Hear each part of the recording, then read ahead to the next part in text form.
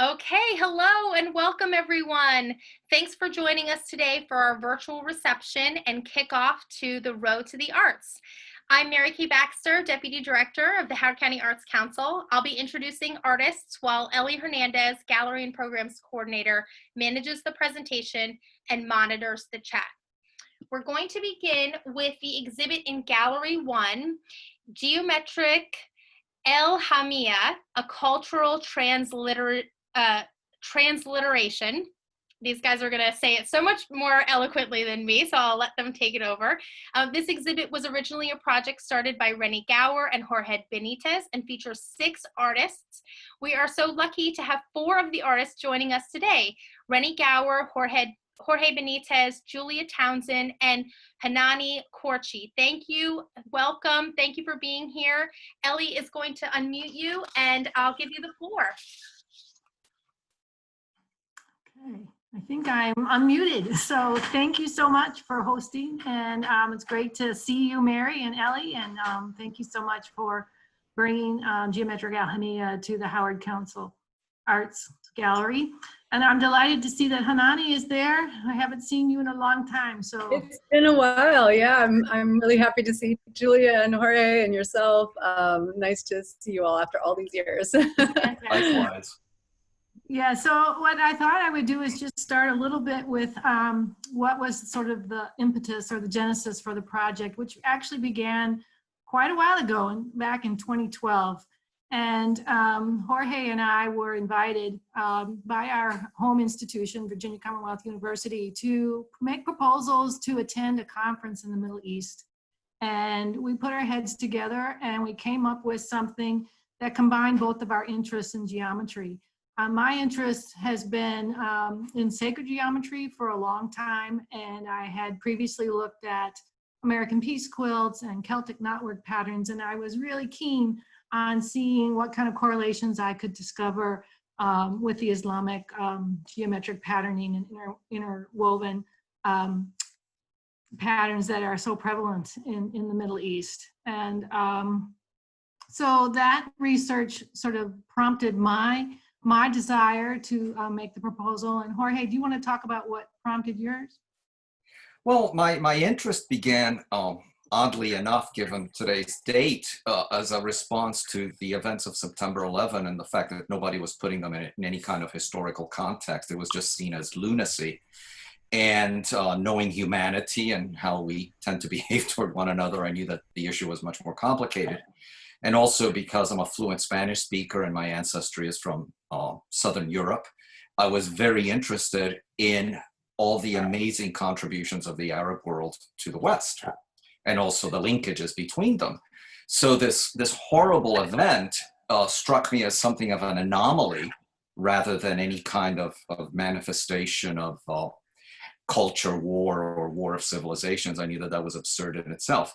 And during the 700 years of the Arab presence in the Iberian Peninsula, in Spain and Portugal, there were a number of exchanges that came about during periods of peace.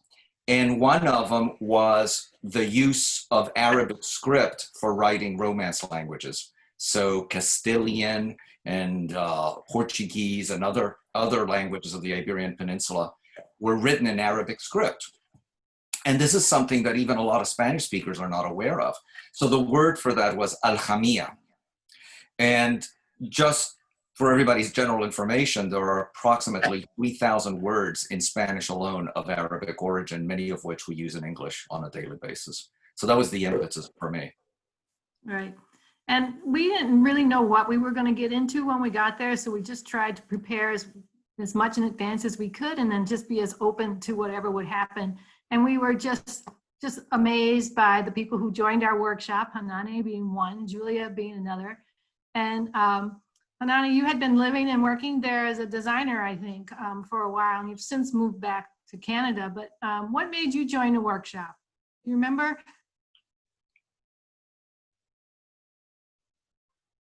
Oh dear, she's muted. Yeah. Can we unmute Hanani?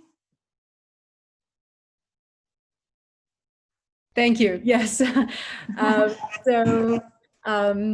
Just for the record, because this is going to be recorded, the E on my name is silent, so it's Henan.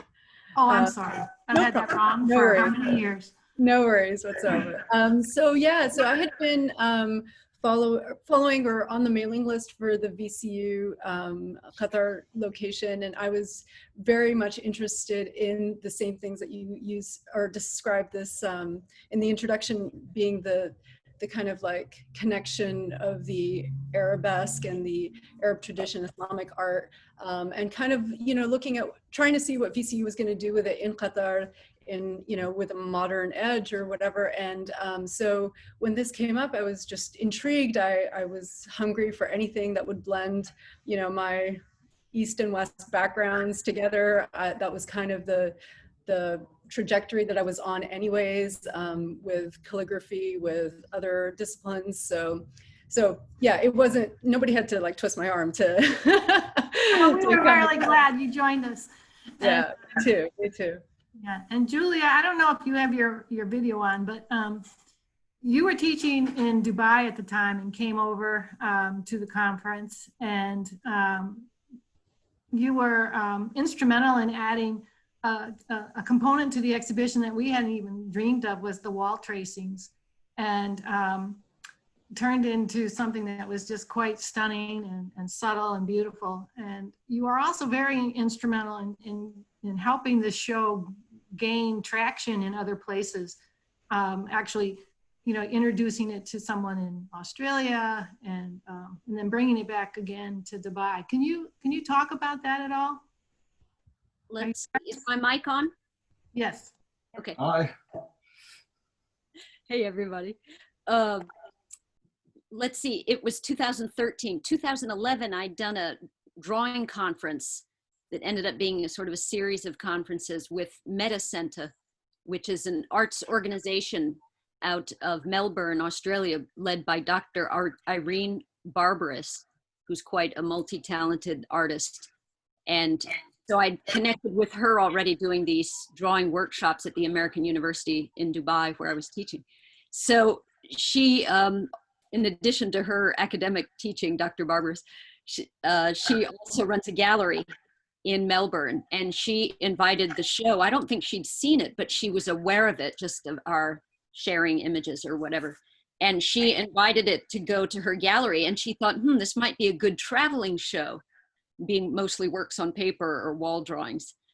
So indeed, it has become a very good traveling show, and we packed it up and sent it to Melbourne, to Langford, gosh, I forget the name. 120.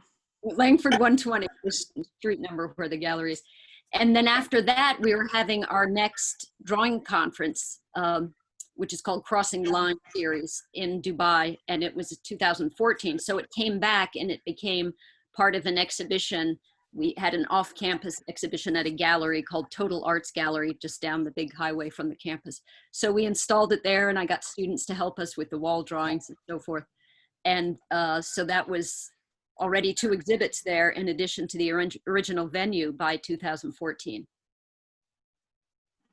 Right, and when we were invited by Irene to take it to Melbourne, I reached out to all the artists and asked them if they'd like to add more work to the work that had been produced at the workshop. And Hana, we created more tracings with your stencils that have doubled the sort of footprint of your lovely. Well, thank you. Okay, great. Yeah, and then the 2 Afghan artists from Afghanistan that joined us, they sent new stencils as well. Teming did, and then we were able to actually make those paper cuts for him, which then became part of the show that's now currently traveling. And I believe, Jorge, you did add some new drawings, and you added the sculpture. Right. It really extends the sort of resonance of what we were trying to talk about. Mm-hmm.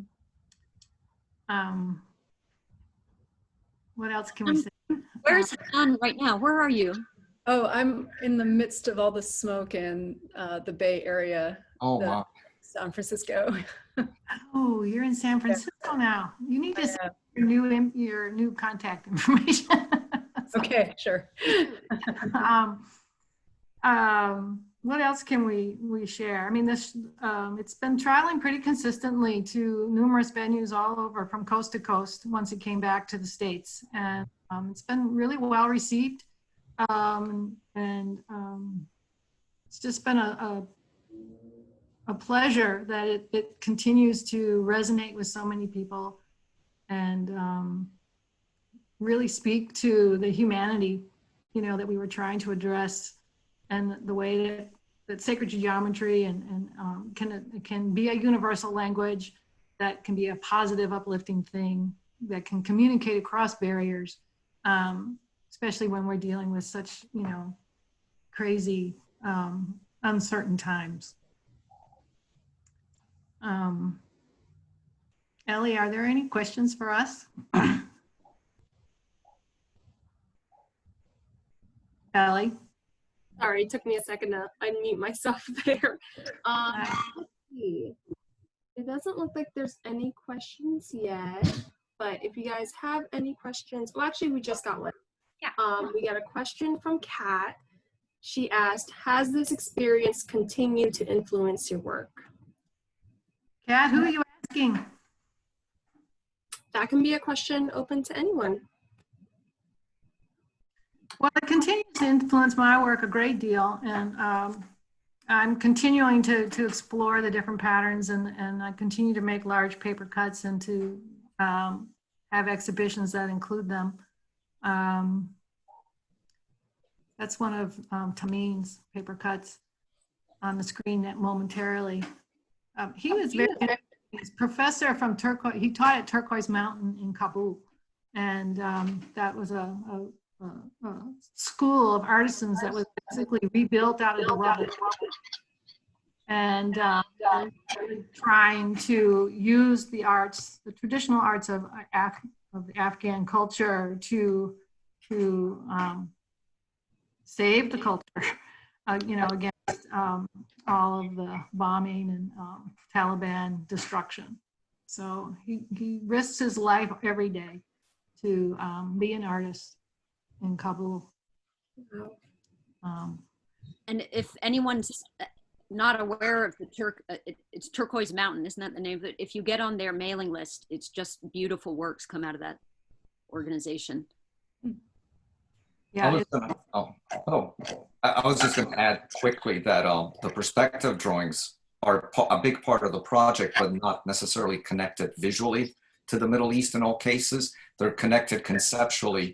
A lot of people in the West don't realize that the Italian experiments in perspective grew out in part from Arab experiments in optics that made it to Europe. So again, it was that erasure or that erasing of boundaries that is not talked about enough in modern history, and for some reason just omitted on all sides. Right. Could Jorge gave a wonderful presentation on that at the original conference where this workshop took place. Could you tell us more, Jorge? Like, what was it that in the Middle East they did not? I hate to talk about what was a lack of something, but I spoke with a lot of students over the years. I really loved teaching in Qatar, the few workshops that I was able to do. And the students were not aware of their own contributions, meaning Arab contributions to the West. It was almost as if they had the same vacuum that we have. And I remember as a boy, I had always taught that Western civilization began in the Tigris and Euphrates Valley. So the West actually began in the Middle East, not in the West. And I had always believed in that, and also because of cultural linkages to the region, and even family connections to the region, I just couldn't see the divisions that everybody was talking about. So the more I looked at it from a scholarly point of view, the more I realized, my gosh, these are completely arbitrary and artificial divisions. They're not really based in reality. Right, and that's something that sacred geometry speaks to as well, because it, it takes it down to the purest forms of geometry: circle, square, triangle, and you find that those ratios in our body, in the universe, micro to macro, and everybody recognizes them. Most cultures sort of ascribe similar meanings to the forms, and so you can find the patterns in all these different cultures sort of resonating with each other. and really speaking to the same things. And I found that really empowering, that we're, you know, and it just sort of restated that, you know, we're not so different. You know, we're more than our differences, you know. And so for me, it feels like a positive way to deal with, you know, all the uncertainty and strife that, you know, we're constantly being bombarded with. And my pieces too also are fairly immersive and large. And so it is the hope that they will slow you down and help you kind of come to a contemplative space or a contemplative state of mind, something that, you know, can be uplifting and a reprieve. And that seemed to work in the different spaces where the show has been installed.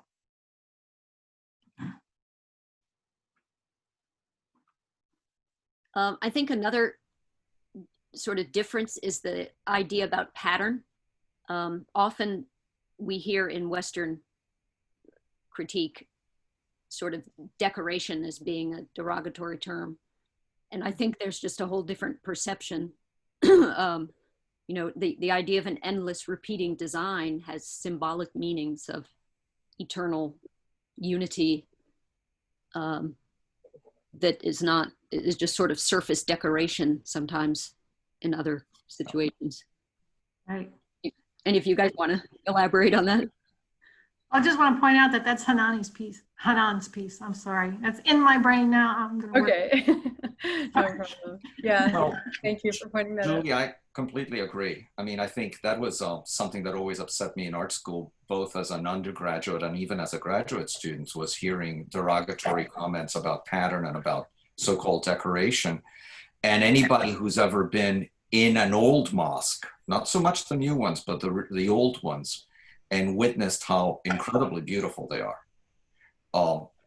You know, you're just moved by the pattern as a kind of spiritual conduit. And of course, if you've been to a Gothic cathedral, one of the old medieval cathedrals, it's the same effect. Mm-hmm. So there is, again, there's this visual language that tends to be dismissed, unfortunately, because we have a cult of the artist as opposed to a cult of the art. Mm-hmm. And to pick up on that, also, I was really taken when I first saw Rennie like unroll her work very gently to hang the first time. And I, you know, my parents are from Morocco, and so I'm very used to seeing mosaic in full color on the entire wall for several feet high. And it was so interesting to me that just the simple white cutouts had such an effect. And the, I don't know if you guys remember the room, it was like an open space kind of atrium that we were in. And when we actually hung the pieces, especially this one, actually, that was perfect timing. Julia's piece, when the light changed, you know, the light that was coming through from the skylight, as it moved through the day, we had totally different experiences of the art. And for me, that was pretty awesome. And I was really, you know, happy to come in the morning and see it one way and then come in the afternoon and see it a different way.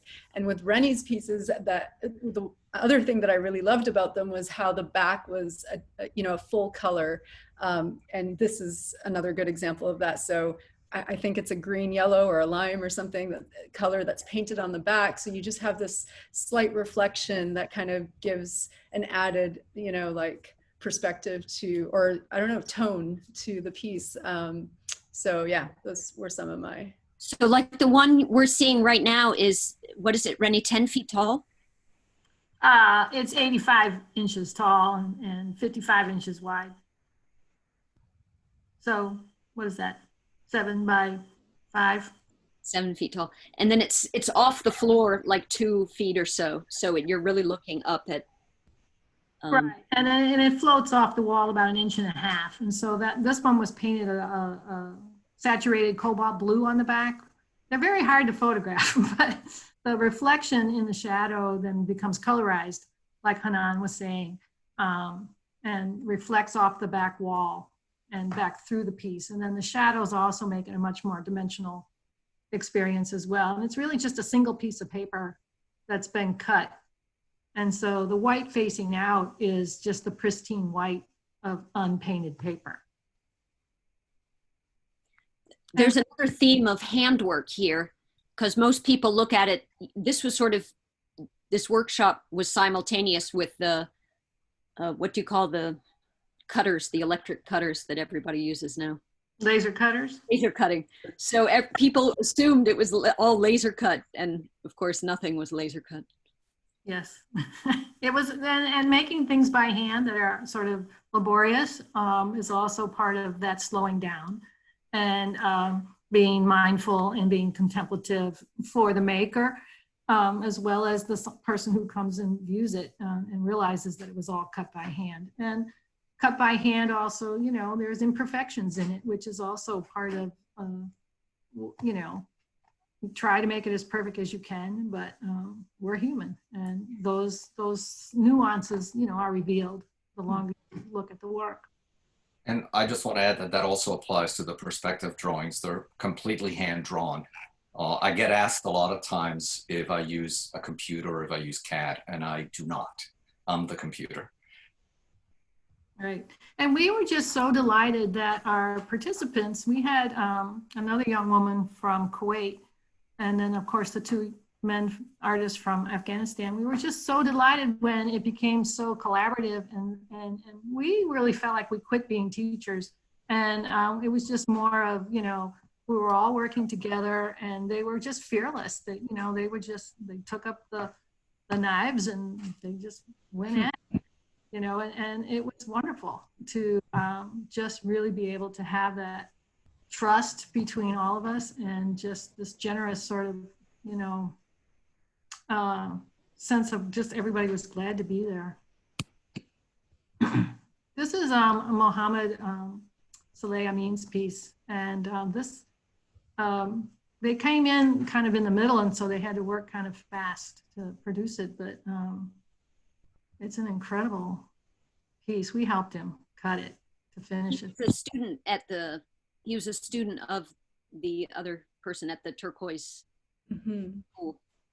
And he spoke better English than Tamin did. And so he kind of became his interpreter, which was wonderful. But we really didn't even need English. I don't know. We just kind of worked with the tools and the materials, and it worked out fine. I'm just going to hop in here to read a few comments that we received through the chat. Colleen, our executive director at Howard County Arts Council, said, "Rennie, you are correct. The work is very contemplative, and it does give the viewer a chance to relax and center themselves. They look great in the HCAC gallery," which I Thank you. And Kayla Bennett, one of the artists in the second show in Gallery 2, she said that these photographs do not do those pieces justice. They are lovely in person. And then we just got one quick question from Raul, another HCAC staff member. He asked, "What's your artistic practice like? These pieces are stunning, and my question is if there is some sort of geometric planning that goes in before actually sitting down and creating these pieces, or is it more spontaneous?" For me, it's not so spontaneous. I do a lot of sort of research looking for the patterns when I'm traveling, and I'll make drawings, and then I'll develop the drawings into stencils, and then the stencils are cut, and then, well, you cut stencils, and then stencils are used to trace motifs onto the larger pieces of paper. So there's a bit of, you know, upfront work that has to go in. You have to do the math to make it, you know, line up. And but having said that, I have taught some workshops on motif development and paper cutting, and they're so free-formed, some of what the motifs are, and they're not really motifs, but they still work. And it's just, you know, just have to make some connection points. But for me, and for this one, for sure, there was one hexagon motif that he created, and then it was tiled, and then it was cut. So there is a lot of upfront sort of design work And I remember, Hannah, you really plotted yours out mathematically. You were very intent on that.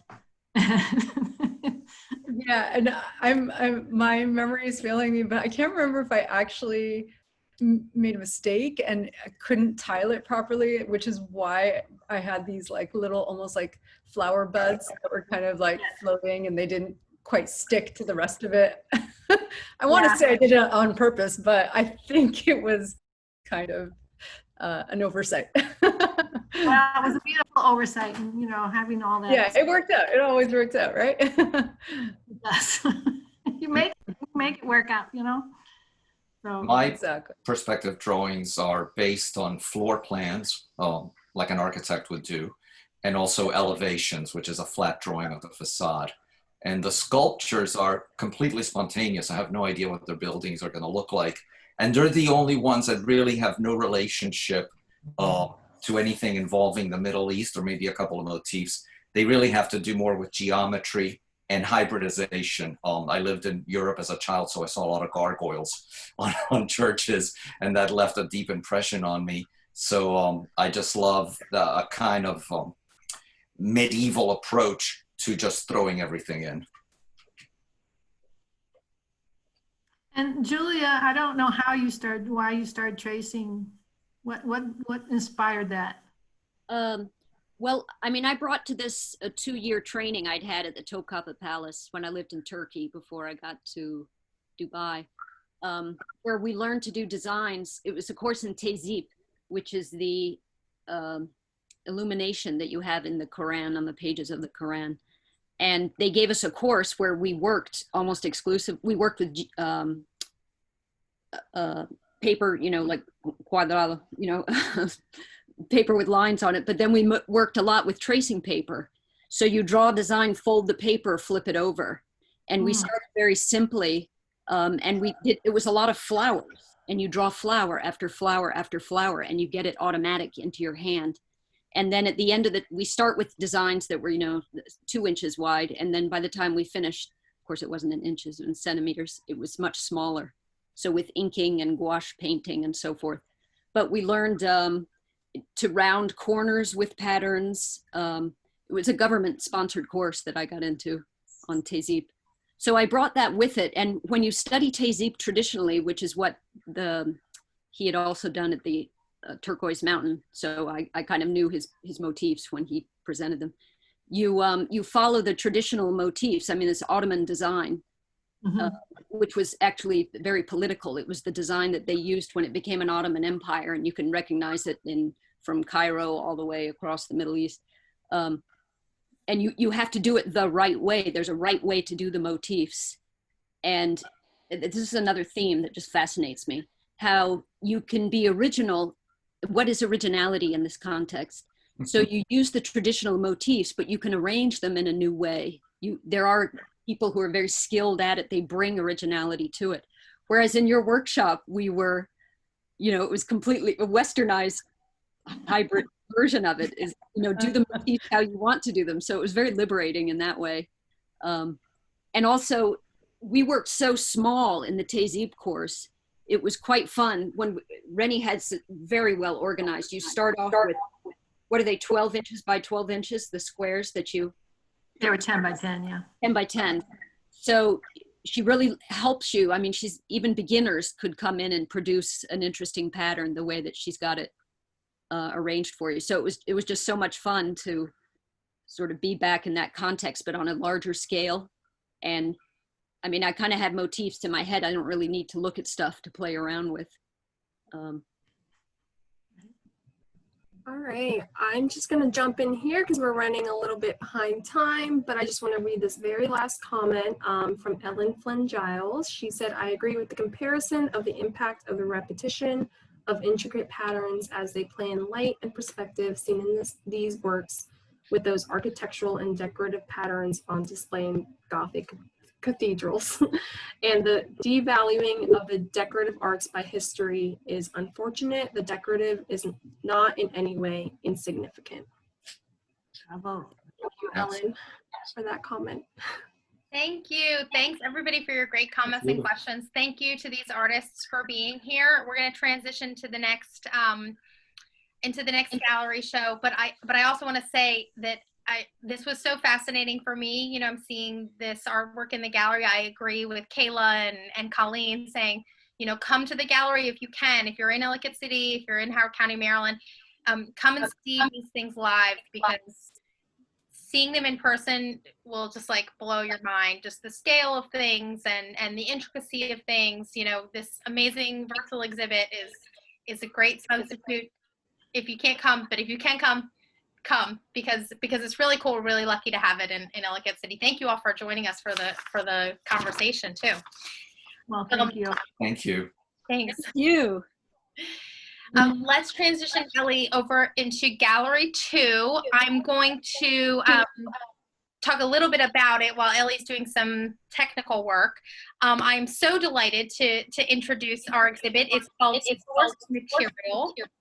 I'm getting some reverb on my end. Oh, okay, it went away. I know why it went away. Ellie's doing all the mutes and unmutes. That's why. It's like someone had a weird thing in there. So to commemorate Governor Hogan, our governor in Maryland, Governor Hogan's proclamation of 2020 as the Year of the Woman, Source Material showcases artwork from 4 female artists: Marime Andrizzoli, Suzanne Herbert Fortin, Kayla Bennett, and Jess B. And I'm pretty sure we have everybody here. I'm so excited to talk to them. Through diverse materials, each artist incorporates colorful textures and patterns to explore themes from history and religion to poetry and dreams. I'm going to introduce each artist individually. And after all 4 speak, we'll take questions. So if you have a question that pops up for the first or the second artist, please write it in the chat. We'll make sure that we go through and see everything. So we're going to start with Kayla Bennett. Kayla Marie Bennett. I know I saw her on here. Hello. Just trying to unmute. Yeah, no worries. Hi, Kayla. I'll let you have the floor.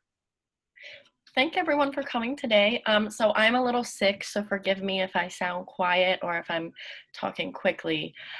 So thank you all for having me. I'm going to talk a little bit about this series. So the work that's featured in this exhibition, it's a few pieces from a series called 3 a.m. Thoughts. So this particular series explores the ideas of how memories and moments seen, heard, and spoken define our relationships and influence our identity. So these particular pieces are inspired by specific pieces of poetry. Each piece, the title is actually a direct excerpt from some of these poems. So the poets that I researched to do this series were Bridget DeVal, Ian Thomas, and Michael Cruz, and they explore in their poems intimacy of love, loss, and desire. These pieces are created through encaustic painting, and if you're not familiar with what that is, it's using beeswax, resin, and pigment so that you get a really rich textured surface. That's all I got. Thank you, Kayla. Okay, if anybody has questions for Kayla, please put it in the chat, and we're going to move on to our next artist in the series. So as you go around the gallery, the next person is going to be Marime. Is that right? Did I say it right? Marime? She's got to unmute.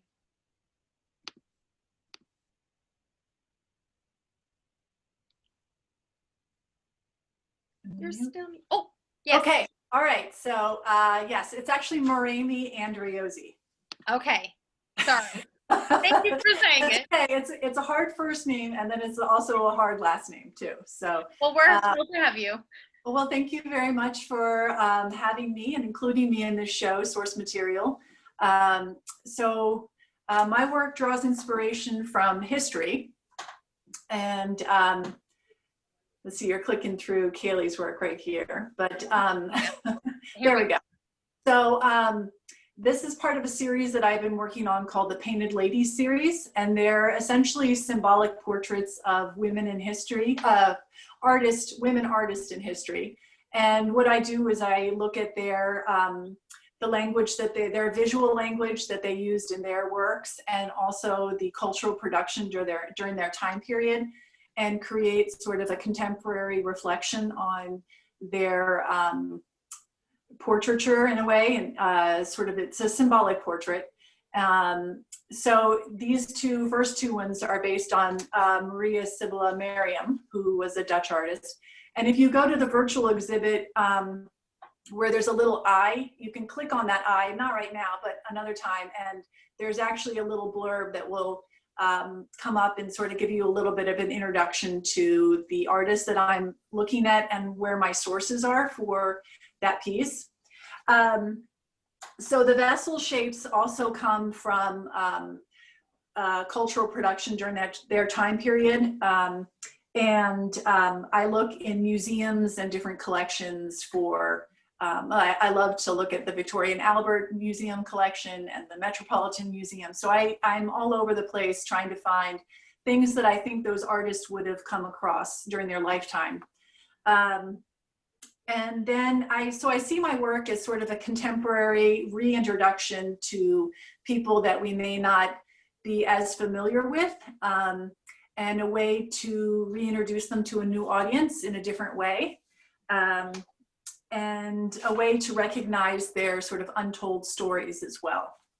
And then personally, it's kind of, it's fun for me to do these works and kind of live in these artists' shoes for a little bit and think about their thought process and their, the things that their personal choices that they made and how they came to their successes and their trials and tribulations. So these are all works on paper that are in the show right now. And so anyway, I'll leave it there, but I can answer more questions later on specifically about each piece when we get to the question and answer session. So thank you so much. Great, thank you. Thanks. Okay, our next artist is Suzanne Herbert Fortin. I'm so happy to see your face, Suzanne. We did not get to see each other during summer camp this year. Suzanne's a teaching artist. Where are you? I can't find you yet. I'm here. Here Okay. I am. Hi. Hello. Thank you. I'm so honored to be included in this wonderful company of artists. My work takes, people blame things on their parents. I blame this on my parents. My mother is an artist. My father always he was an engineer, but he made things. And his family was Russian Orthodox. I was not raised in the Orthodox Church. I was raised in a very plain worship environment. So when we went to see my grandparents, the interior of this, mind you, he lived in a very small town. He grew up in a very little place in Pennsylvania, which had been coal mining territory. So it sort of still had a patina of little gray dust out on the exterior of things. But when you went into these churches, it was, to a child, it was amazing. The ceiling was painted in sky blue with gold stars. And there was this giant mural on the ceiling. I would sit with my head up looking because there was, God in the middle and the four evangelists on clouds, and hence my obsession with icons. And getting to the Walters as a child only reinforced that. So I love icons, and I also could not decide what to do. I've always been a fiber person. I could been sewing since I could thread needle by myself. In college, I fell in love with ceramics and theater, and so they all sort of fall into these pieces. These particular pieces are a series on Virgin of Mary icons, as you can see, and particularly the Virgin of the Sign, which is this sort of Jesus, and it's supposed to be, I think, a medallion in her, but it always reminds me of pregnancy and creativity and so forth. So these are different variations, and as you can tell, I don't take it always very seriously, but I take it from there and sort of, this piece is, as a woman of a certain age, it's a bit of a meditation on being a person of a certain age and creativity. This is no more eggs in the basket, and a reference to the Russian part of my heritage, and what is creativity and what is abundance, and so forth, and what it is to get to be a little older, Um, I am also by trade, I do two things for a living. Besides producing art, I am a teaching artist, as Mary so kindly referred to. I also work in theater. There's nothing like having a practical trade skill to make your bread and butter from time to time.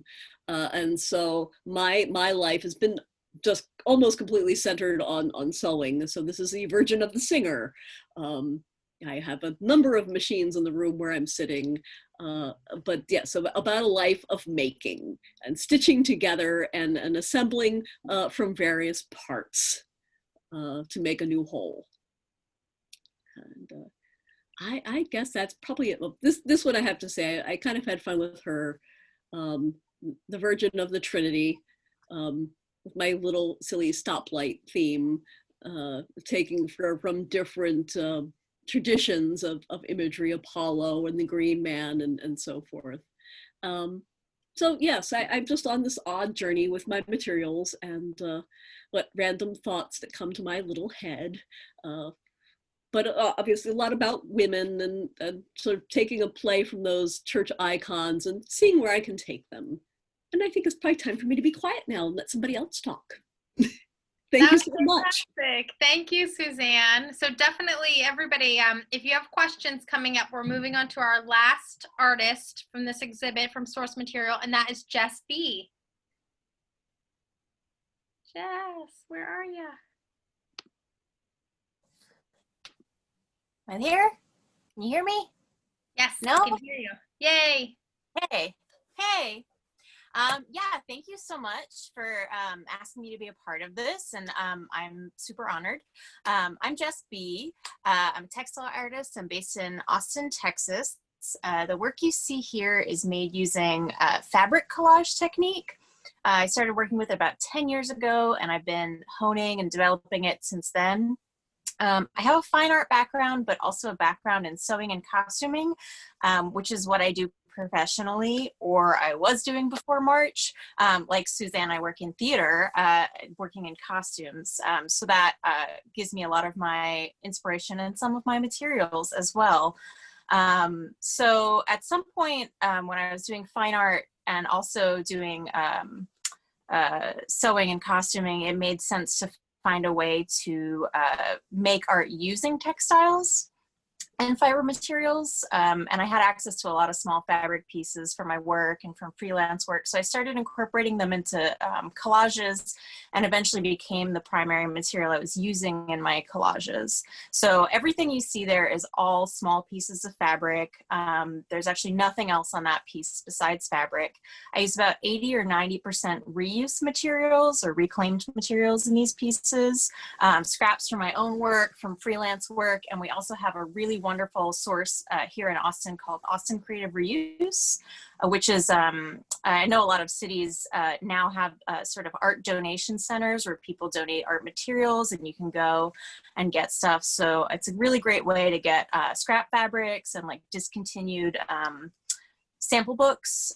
So it really allows me to have a lot of different textures and pieces within each colorway that kind of adds some depth to the work. The pieces you see here are mostly inspired by landscapes, but I also use a lot of kind of dream imagery in my work, stuff that just comes from more of an emotional place, and I like to mix those two when I can. This is a landscape out in West Texas, kind of near here. And this is a piece, oh, there it goes.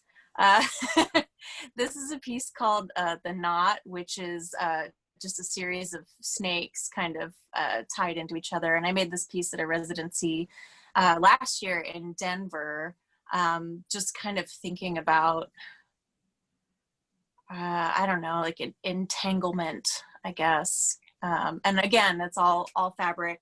It's a little bit of embroidered details there. But that's pretty much what I do. I think that's it. Thanks. All right. I'm looking in the chat box. Do we have questions for any of our artists?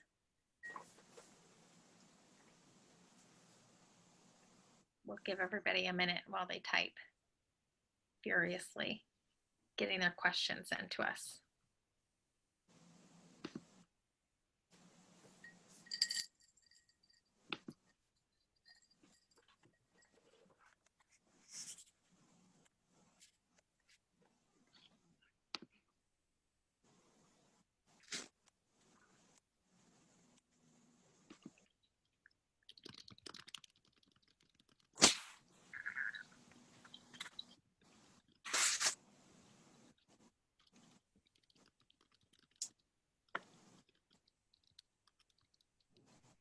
All right, we did get a question here. Ooh, we got a question and a comment. Ooh, now we're getting a bunch of comments. Yeah, Okay. I told you they were coming. I was just being patient. Submitting stuff at the same time. Okay, Raul asked, Jess, are a majority of your pieces made out of access fabric from costume scraps originally made for theater costumes? Actually, yeah. Can you hear me? Yes. Am I here? Okay. Yeah, actually, I wouldn't say a majority of them. I'd say most of them come from scraps from my own work, or like freelance projects for people. And only recently did I kind of get up the guts to talk to the people at my theater about, hey, if you're getting rid of some of this stuff, can I take it home? So yeah, I've only recently begun taking stuff home from theater costumes. And that's a lot of fun. One of the things I love about using fabric in my work is that it already kind of comes with an inherent meaning to it, especially if you're working from garments or from things that, you know, were intended to be a part of garments. It's kind of got its own meaning and language inherent in the little pieces before you even put them together. And I also see another question for me, so I'm just going to go ahead and answer that. Yeah, for Jess, are they hand or machine sewn? They're actually not sewn at all. So I use an adhesive. So these are ironed together using an adhesive. So most of them don't have any sewing on them at all. So they're just built basically like you would build a collage, as opposed to a quilt.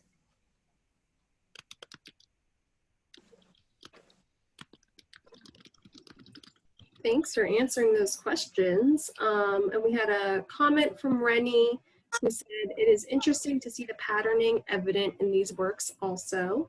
I agree. This is a question for, I'm guessing, Suzanne. Suzanne, we got a question. What are the icons made of? Obviously fabric and mixed media, but maybe she wants to explain one of them. So let me, find Suzanne. And if maybe you want to answer that question about there we go. Yes, certainly. They are all hand stitched. Oh, I see that, hearing that echo. They're all hand stitched. I've been hand embroidering, as I said, since I could thread the needle by myself. Now, several of these are indeed, and Jess, this is near and dear to my heart that you do this, because this particular piece is all little scraps that I applique, little pieces of silk. This has the background is all hand stitched on that. So I've been doing some applique in my backgrounds. In some cases, I might machine stitch down the rough pieces and then hand embellish over top. So on this piece, for example, there are different stitch patterns over top. On some of the pieces, there's a little beading thrown in. It's really obsessive decoration. And then it's texture and layering. The ceramics are hand-built slab pieces. You would think in this century, I might do a little more by machine, but yeah, so primarily it's handwork. And it's funny because in theater, I too do, costume, occasional building and repair and maintenance, and you get the tedious beading jobs. It's like, oh yeah, Suzanne, she'll take care of that. You just hand that to her and don't worry. But, so yes, I hope that answers the question. And then a lot of found objects, as you can see in this piece, the odd flotsam and jetsam that accumulates in an artist's studio and finds its way into, sometimes the frames are entirely made of odd things.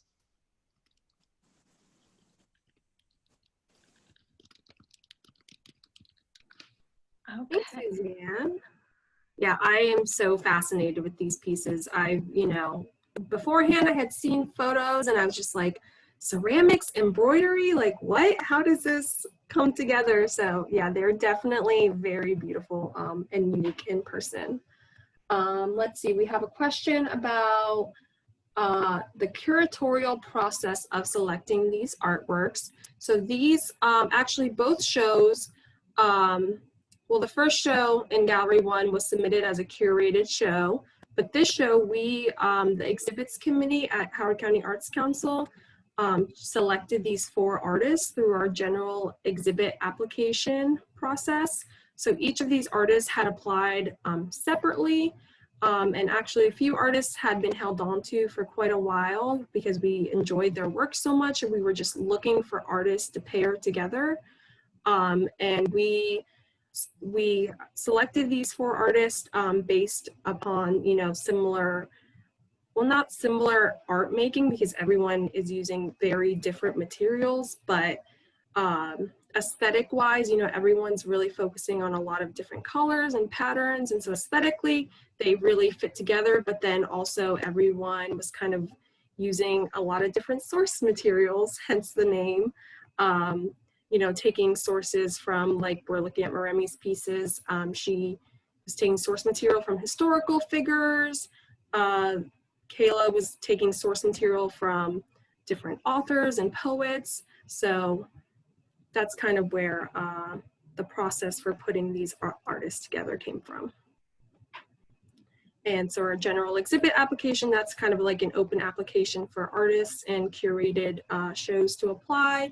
And because we don't typically award solo shows, we try to pair artists together for our gallery. So that is what you're seeing today. Let's see, ooh, we got a few more questions. I'm transitioning back to Kayla's work so we can see that. And then we have another question for Jess.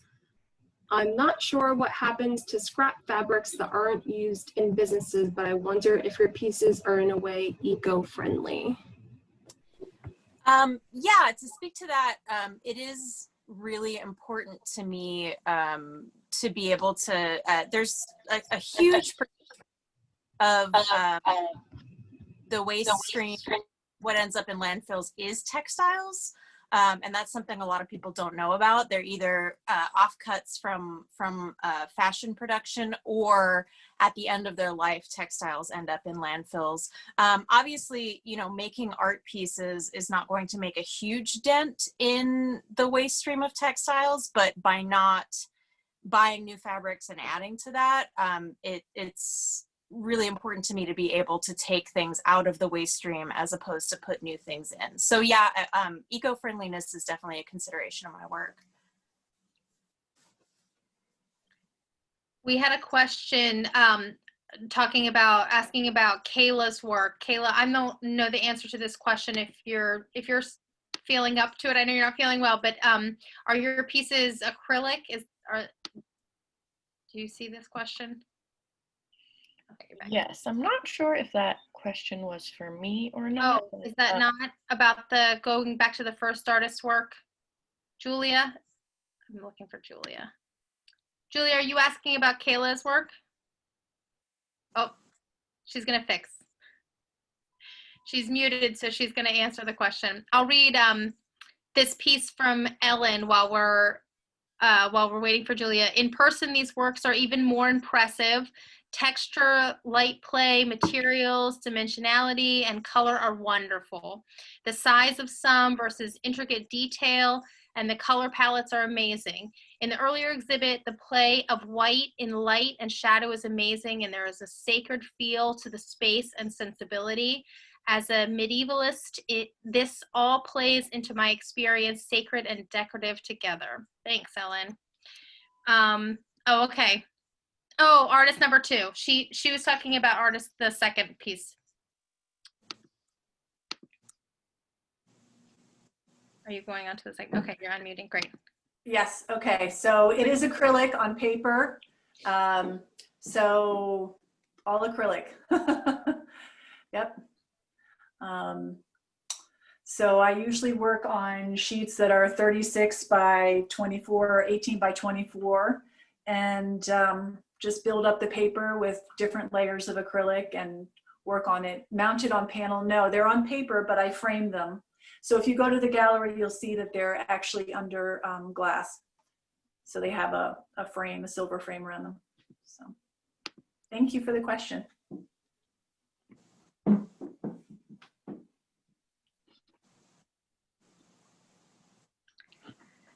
Any other questions while we're here?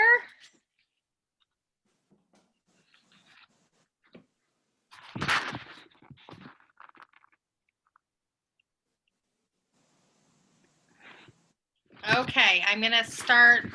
Oh yes, our audience, Julia says our audience comes from different continents. I know that's true. We have people from all around the world. It's amazing. What a diverse group of artists and just time zones that we're dealing with right now. So even more grateful that everybody's here and able to see the galleries and see them on our virtual exhibit, which is online too, that Ellie's been working so hard on. So kudos, Ellie, for getting that together so that we can be so global right now.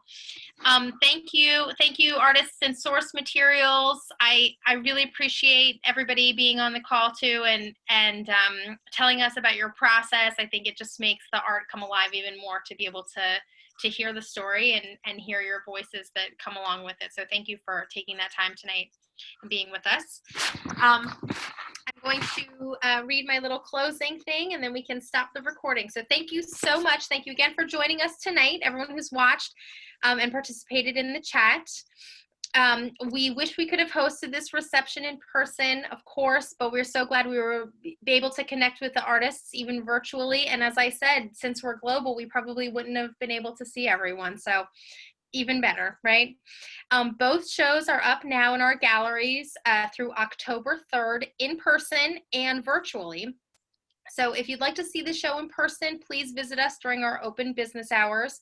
And links to the virtual exhibits can be found in the chat box that Ellie has put on there and by visiting our website, hocoarts.org.